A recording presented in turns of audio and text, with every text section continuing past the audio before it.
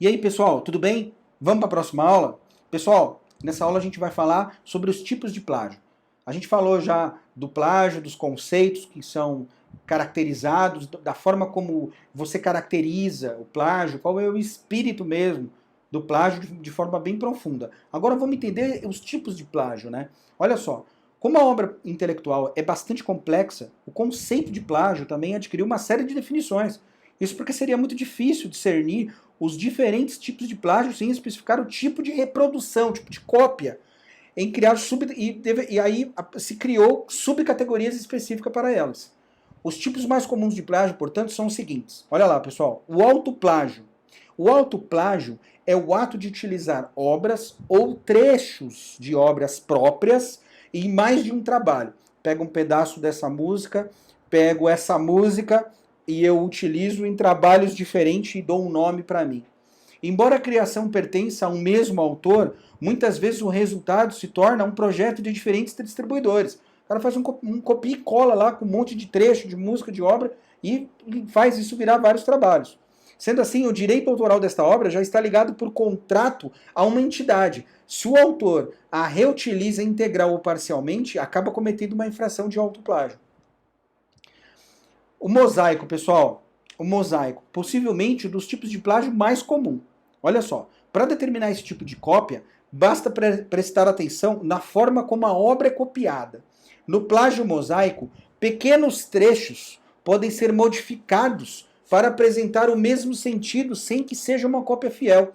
Como a ideia apresentada é basicamente a mesma formulada de forma semelhante, haveria necessidade de identificação da autoria original. Então, pessoal, no plágio mosaico, ele pega pequenos trechos, modifica esses pequenos trechos dessa música para poder tornar aquilo uma obra dele, mas não é uma cópia fiel, é uma obra quase que adaptada, porque ele copia trechos e traz para ele.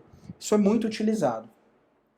Integral, pessoal, também conhecido como plágio direto. Esse tipo de infração é caracterizado quando uma cópia direta de uma obra. Ou seja, quando um texto é literalmente transcrito palavra por palavra, sem que se dê nenhum tipo de crédito ao autor original.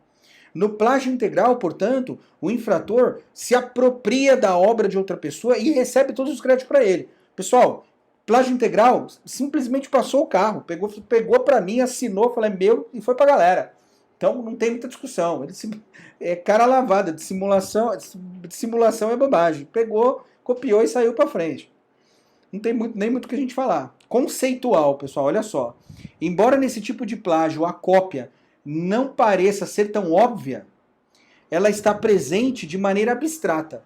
Isso quer dizer que é possível que se considere um plágio uma obra que não tem partes inteiras copiadas ou parafraseadas, mas que se aproprie da ideia central e a essência de uma obra. Então, pessoal, imagina, olha que bacana. Existe um plágio conceitual, é quando você copia o conceito daquilo. Então, na verdade, não é óbvio essa cópia.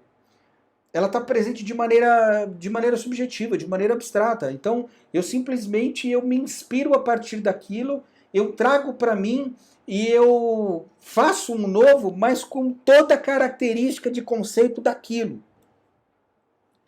É discutível. Não é original. E essa questão conceitual vai ser discutida a partir do momento que ela